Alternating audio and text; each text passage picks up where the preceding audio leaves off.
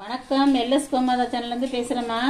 இதை பாருங்கள், இன்றைக்கி வந்து ஆனியன் பகோடா பண்ணி காட்டுறேன். அதுக்கு வந்து தேவையான பொருள் பாருங்கள். வெங்காயம் 4-5 வெங்காயம் கட் பண்ணி வச்சுருக்கோம்மா. மீடியம் சைஸ் வெங்காயம், சின்ன சின்ன வெங்காயம் 4-5 வெங்காயம் கட் பண்ணி வச்சுருக்கேன். நீட் வாக்கில் தான் கட் பண்ணணும் பகோடாக்கு. இதை பாருங்கள், இந்த மாதிரி தான் கட் பண்ணணும். அதுக்கு தேவையான பச்சை மிளகா 4 பச்சை மிளகா கட் பண்ணி வச்சுருக்கேன். சோம்பு 1 ஸ்பூன் வச்சுருக்கேன்.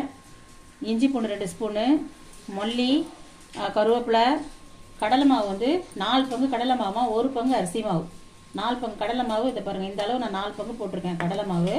அதுக்கு தேவையான உப்பு, மிளகாய் பொடி. நான் எப்படி கலருன்றதை வெங்காயம் போட்டுக்கலாம். நல்லா ஒரு அகலமான பாத்திரம் எடுத்துக்கோங்க. வெங்காயம் போட்டுக்கலாம். வெங்காயத்தை வந்து நல்லா கையில் பிசைஞ்சு விட்டுக்கோங்கம்மா. அப்போ தான் அந்த தனித்தனியாக வரும் அந்த இதழ். நீட்டாக கட் பண்ணிக்கோங்கம்மா பகோடாக்கு, அப்போ தான் நல்லாயிருக்கும்.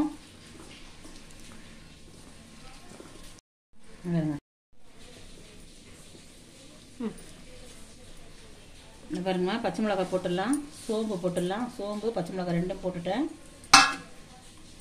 இஞ்சி பூண்டு,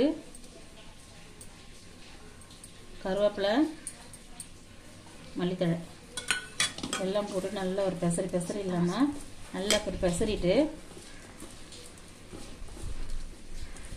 எல்லாத்தையும் போட்டு பெசரிடுங்க. பெசரிட்டு பாருங்க, தட்டில் எடுத்து வச்சிடலாம். தட்டில் எடுத்து வச்சுட்டு என்ன இன்னொரு பாத்திரம் வேணான்றதுனால ஒரே பாத்திரத்தில் பண்ணுறேன். இதை பாருங்க, கடலை மாவு போட்டுக்கினேன்.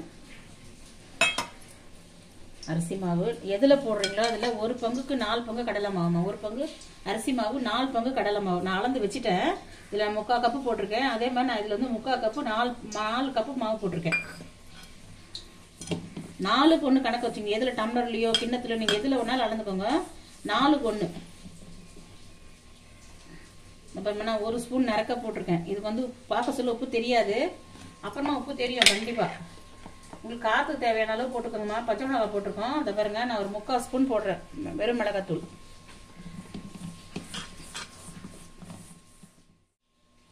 நான் உப்பு நான் 1/2 ஸ்பூன் போடுறேம்மா. நான் முதல்ல 1 ஸ்பூன் போடுறேன். சின்ன ஸ்பூன் தான் இது, 1/2 ஸ்பூன் போட்டிருக்கேன்.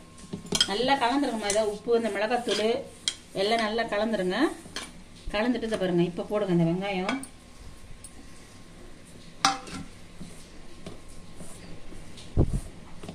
அது நல்லா கூட்டிங்க அவனை மேலே. அந்த வெங்காயம் ஃபுல்லாக அதில் வந்து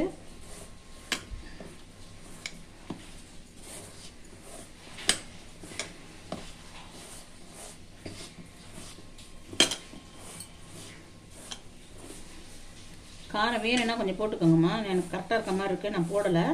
போட்டுக்கோங்க. காரம் வேணும்னா உங்களுக்கு போட்டுக்கோங்க. எந்த அளவுக்கு வேணுமோ அந்த அளவுக்கு போட்டுக்கோங்க. ரொம்ப காரம் இருந்தாலும் பக்கோடா நல்லா இருக்காது, மைல்டாக இருந்தாலும் நல்லாயிருக்கும்.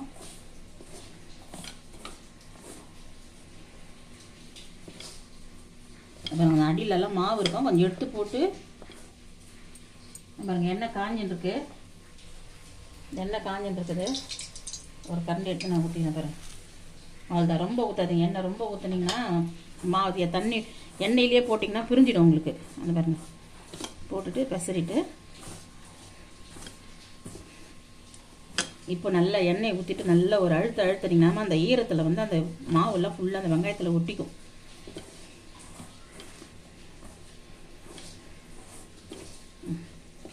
மொத்தமாக தண்ணி ஊற்றி பிசையக்கூடாதுமா. ஒரு பக்கமாக தான் கொஞ்சம் கொஞ்சமாக பார்த்துங்க. எல்லாத்தையும் மொத்தமாக பிசறிட்டிங்களா? அதை பாருங்கள் எப்படி வந்துருச்சு பாருங்கள், பூ மாதிரி தெரியுதுங்களா? இதுதான். இப்படியே வச்சுட்டு இது இங்கே இப்படியே எடுத்துட்டோம். அதை பாருங்கள், லைட்டாக தண்ணி தெளித்து தான் பிசையணுமா.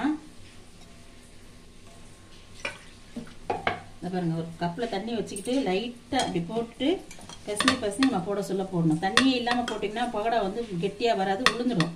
இந்த பாருங்கள், போடணும்.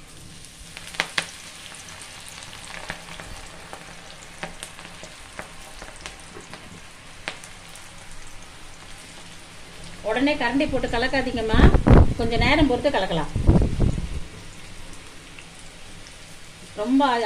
ரொம்ப தீ ஜாஸ்தியாக வைக்காதீங்க, ரொம்ப கம்மியாக வச்சிங்கன்னா எண்ணெய் கோத்துக்கும். இருங்க, நான் திருப்பி போட சொல்ல உங்களுக்கு கலரை காட்டுறேன் பாருங்க. இந்த சைடில் திருப்பிடுங்க.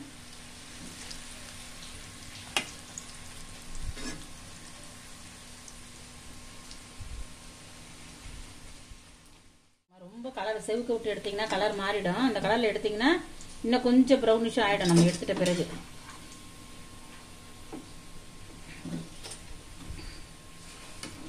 இந்த மழைக்கு செம்ம சூப்பராக இருக்கும்மா.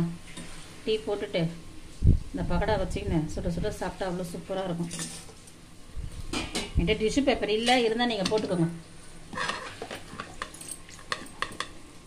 இந்த பாருங்க, நான் தண்ணி தொளிச்சு தான் பிசைகிறேன், ஊற்றலை. இதை பாருங்கள், கொஞ்சம் கொஞ்சமாக எடுத்து பிசைஞ்சிக்கோங்க. இந்த மாதிரி வச்சுட்டு கொஞ்சம் கொஞ்சமாக தண்ணி பிசைஞ்சிக்கோங்க. அதை பாருங்கள், போடுற பாருங்கள், போடுறதும் ஒரு பக்குவம் இருக்குதுமா. அதை பாருங்கள், இப்படி அழுத்தி தான் போடணும். இதை ரொம்ப தூளாகவும் போடக்கூடாது, ரொம்ப கட்டியாகவும் போட்டுறக்கூடாது.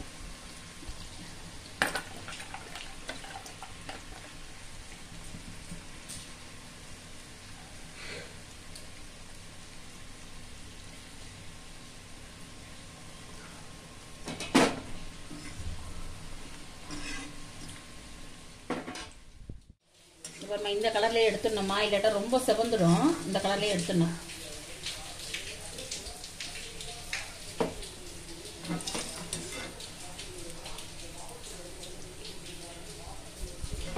அது நல்லா இருக்கும். நிமிஷம் நேரத்தில் ஆகிடும்மா.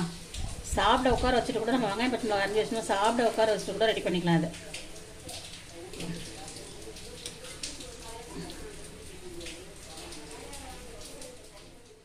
செஞ்சு வச்சிடாதீங்கம்மா, தனித்தனியாக வச்சுக்கோங்க. சுட சுட கலந்து போட்டுக்கோங்க. ஏன்னா வெங்காயம் வந்து தண்ணி விடும். நீங்கள் கலந்து வச்சிங்கன்னா தண்ணி விட்ட மாதிரி ஆயிடும். அதனால் முன்னாடியே கலக்காதீங்க. எல்லாம் ரெடி பண்ணிவிட்டு வச்சுட்டிங்கன்னா டக்குன்னு போட சொல்ல எல்லாத்தையும் கலந்துக்கலாம். நம்ம வெங்காயம் பக்கோடா ரெடி ஆயிடுச்சு. எப்படி இருக்குது பாருங்கள், செம்மையாக இருக்குமா. இது நல்லாயிருக்கும். செஞ்சு சாப்பிட்டு பார்த்துட்டு எப்படி இருக்குதுன்றதை கமெண்டில் சொல்லுங்கள். லைக் பண்ணுங்கள், ஷேர் பண்ணுங்கள். எல்எஸ் கோமதா சேனலுக்கு சப்ஸ்கிரைப் பண்ணுங்கள். நன்றி, வணக்கம்.